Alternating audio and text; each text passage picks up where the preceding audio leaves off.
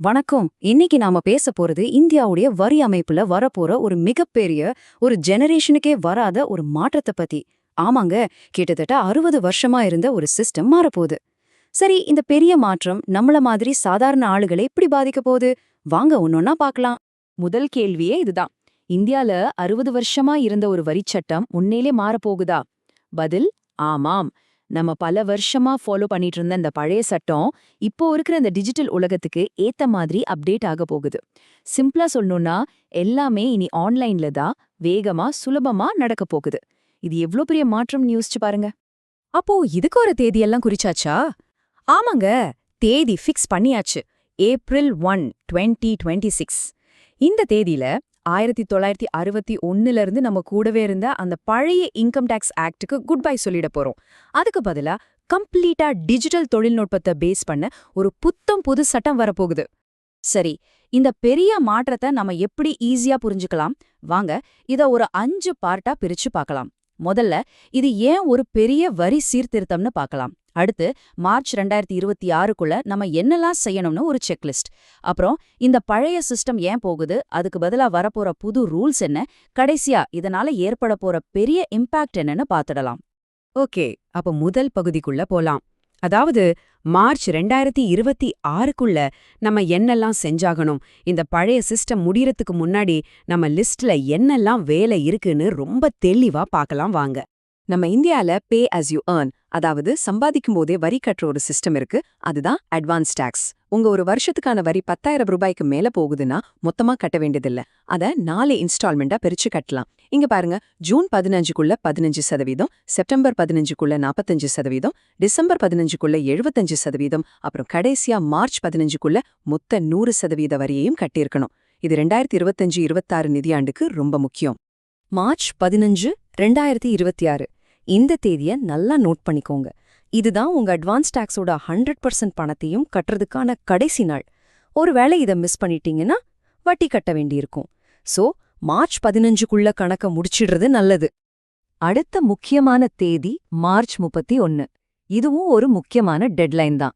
எதுக்குன்னா, உங்க வரி சேமிப்புக்காக பண்ற இன்வெஸ்ட்மெண்ட்ஸ் எல்லாம் முடிக்கிறதுக்கும், குறிப்பா நீங்க பிசினஸ் பண்றீங்கன்னா சின்ன சின்ன கம்பெனிகளுக்கு கொடுக்க வேண்டிய பணத்தை செட்டில் பண்றதுக்கும் இதுதான் கடைசி நாள். சோ, இதோ உங்களுக்கான ஒரு ஃபைனல் செக்லிஸ்ட். மார்ச் 15க்குள்ள 100% அட்வான்ஸ் டாக்ஸ், மார்ச் 31க்குள்ள பிபிஎஃப், இஎல்எஸ்எஸ் மாதிரி வரி சேமிப்பு முதலீடுகள். ஆனா இது ரெண்டே விட ஒரு ரொம்ப முக்கியமான விஷயம் இருக்கு. மூணாவதா பாருங்க, நீங்க ஒரு பிசினஸ் நடத்துறீங்கன்னா எம்எஸ்எம்இ, அதாவது சிறு குறு நிறுவனங்களுக்கு கொடுக்க வேண்டிய எல்லா பணத்தையும் மார்ச் 31க்குள்ள கொடுத்தாகணும். ஏன் தெரியுமா? அப்படி கொடுக்கலைனா அந்த செலவை நீங்க உங்க பிசினஸ் செலவா கணக்குல காட்டவே முடியாது. அப்போ என்ன ஆகும்? உங்க லாபம் பேப்பர்ல அதிகமா தெரியும். தேவையில்லாம அதிக வரியும் கட்ட வேண்டியிருக்கும். இது ரொம்ப ரொம்ப முக்கியமான ரூல். சரி, இப்போ என்ன செய்யணும்னு பார்த்துட்டோம். ஆனா அடுத்து ஒரு முக்கியமான கேள்வி வருது. இந்த மிகப்பெரிய மாற்றம் இப்போ ஏன் தேவைப்படுது? 60 வருஷமா இருந்த ஒரு சட்டத்தை எதுக்காக தூக்கிட்டு புதுசா ஒன்ன கொண்டு வரணும்? அந்த பழைய சட்டத்துல அப்படி என்னதான் பிரச்சனை? இந்த பழைய சிஸ்டம்ல இருந்த மிகப்பெரிய தலைவலியே இதுதாங்க. ஃபினான்ஷியல் இயர், அதாவது நிதியாண்டு, அப்புறம் அசஸ்மெண்ட் இயர், அதாவது மதிப்பீட்டாண்டுன்னு 2 வருஷ கணக்கு. சிம்பிளா சொன்னா, நீங்க சம்பாதிக்கிறது ஒரு வருஷம், ஆனா அதுக்கு வரி கட்டுற கணக்க பாக்குறது அதுக்கு அடுத்த வருஷம். இது எவ்வளவு பெரிய குழப்பம்னு நம்ம எல்லாருக்குமே தெரியும் இல்லையா? ஆனா இந்த புது சிஸ்டம்ல அந்த குழப்பத்துக்கே இடம் இல்ல. பாருங்க எவ்ளோ சிம்பிளா இருக்கு. இனிமே ஃபினான்ஷியல் இயர், அசஸ்மெண்ட் இயர்னு ரெண்டும் கிடையாது. ஒரே ஒரு டாக்ஸ் இயர், அதாவது வரி ஆண்டு தான். நீங்க எந்த வருஷம் சம்பாதிக்கிறீங்களோ அதே வருஷம்தான் உங்களுக்கான வரி ஆண்டு. எவ்ளோ தெளிவா இருக்கு பாருங்க. அப்போ பழைய சிஸ்டமோட பிரச்சனைகளுக்கு ஒரு தீர்வாதான் இந்த புதிய வருமான வரி சட்டம் 2025 கொண்டு வராங்க. நல்லா புரிஞ்சுக்கோங்க, இது ஏதோ சின்ன சின்ன திருத்தங்கள்லாம் இல்ல. இது கம்ப்ளீட்டா முதலிருந்து எழுதப்பட்ட ஒரு புத்தம் புது சட்டம். இதோட முக்கியமான நோக்கம் என்னன்னு பார்க்கலாம். இந்த புது சட்டத்தோட முக்கிய குறிக்கோளை அவங்களே சிம்பிளா ஒரு வரியில சொல்லியிருக்காங்க. அதாவது, சிம்பிள்ங்கிற வார்த்தையை வச்சு streamlined, integrated, minimised litigation and professional empowerment. தமிழ்ல சொல்லணும்னா, வரி கட்டுற முறையை எளிமையாக்கணும், எல்லாத்தையும் ஆன்லைன்ல ஒருங்கிணைக்கணும், தேவையில்லாத கோர்ட் கேஸ்களை குறைக்கணும், சார்ட்டர்ட் அக்கவுண்டன்ட்ஸ் மாதிரி நிபுணர்களுக்கு இன்னும் அதிகாரம் கொடுக்கணும். இதுதான் இதோட கோர் ஐடியா. இந்த புது சட்டம் எவ்வளவு சிம்பிளா இருக்குங்கிறதுக்கு இந்த டேபிளே ஒரு சூப்பர் உதாரணம். எங்க பாருங்களேன், பழைய 1961 சட்டத்துல 800க்கும் மேல பிரிவுகள் இருந்துச்சு. புதுசுல வெறும் 536 தான். அதே மாதிரி 47 அத்தியாயங்கள் இருந்தது, இப்போ 23ஆ குறைஞ்சிருக்கு. வார்த்தைகளோட எண்ணிக்கை கூட கிட்டத்தட்ட பாதிக்கு பாதி குறைஞ்சிருக்கு.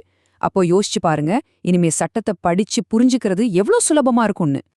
அடுத்ததா இந்த புது சிஸ்டமோட டிஃபால்ட் டாக்ஸ் ரெஜிம் எப்படி இருக்குன்னு பார்க்கலாம். 4 லட்சம் வரைக்கும் வரியே இல்ல. அதுக்கப்புறம் பாத்தீங்கன்னா 8 லட்சத்துக்கு 5%, 12 லட்சத்துக்கு 10%ன்னு படிப்படியா உயருது. இதுல முக்கியமா கவனிக்க வேண்டியது, குறைந்த வருமானம் இருக்கிறவங்களுக்கு வரிச்சுமை ரொம்பவே கம்மியாகும். குறிப்பா சம்பளம் வாங்குறவங்களுக்கு ஒரு நல்ல செய்தி இருக்கு. இந்த புதிய வரி விதிப்பு முறையில எல்லா ரிபேட்ஸ், ஸ்டாண்டர்ட் டிடக்ஷன் சலுகைகளை எல்லாம் கழிச்சதுக்கு அப்புறம் வருஷத்துக்கு 12,75,000 ரூபாய் வரைக்கும் சம்பாதிக்கிறவங்க ₹1 கூட வரி கட்ட தேவையில்லை. அதே சமயம் பங்குச் சந்தையில ட்ரேட் பண்றவங்களுக்கு, குறிப்பா டெரிவேட்டிவ்ஸ்ல ஒரு முக்கியமான மாற்றம் இருக்கு.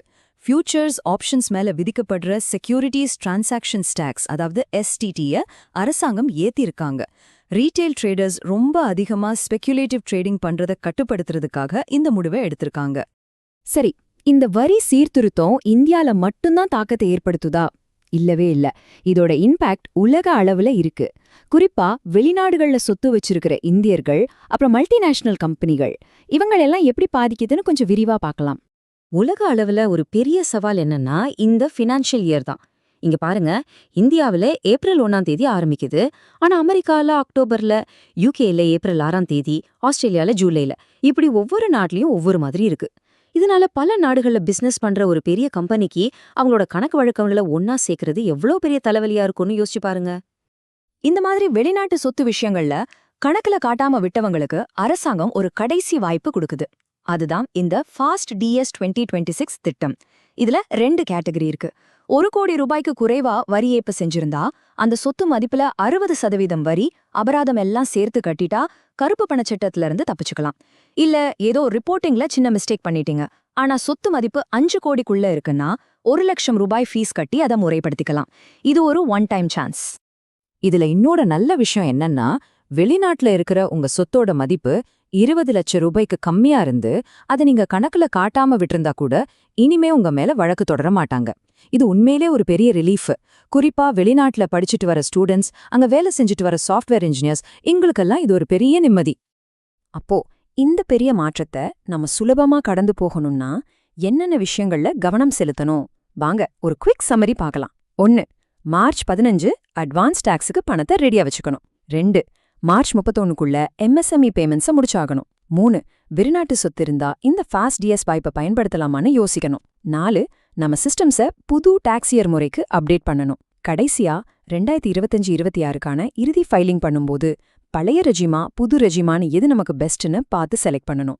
சோ முடிவா என்ன சொல்ல வராங்கன்னா, இந்த சட்டம் வெறும் ஒரு ரீசெட் பட்டன் மாதிரி தான். இது சட்டத்தை மட்டும் மாத்தல, இந்தியாவோட எதிர்காலத்துக்காக ஒரு வெளிப்படையான, நிலையான, அப்புறம் வரி கட்டுறவங்களுக்கு சாதகமான ஒரு சூழலை உருவாக்குறதுக்கான ஒரு பெரிய கமிட்மெண்ட்னு சொல்லலாம். இந்தியாவோட பொருளாதாரம் இப்போ முழுக்க முழுக்க டிஜிட்டலை நோக்கி போயிட்டு இருக்கு. இந்த நேரத்துல வர்ற இந்த புது வரிச்சட்டம் அடுத்த 60 வருஷ வளர்ச்சிக்கான ஒரு ப்ளூ பிரிண்டா இருக்குமா? 1961 சட்டம் எப்படி ஒரு காலத்துக்கு வழிகாட்டியா இருந்துச்சோ அதே மாதிரி இந்த புது சட்டம் இருக்குமா? இத பத்தி நீங்க என்ன நினைக்கிறீங்க?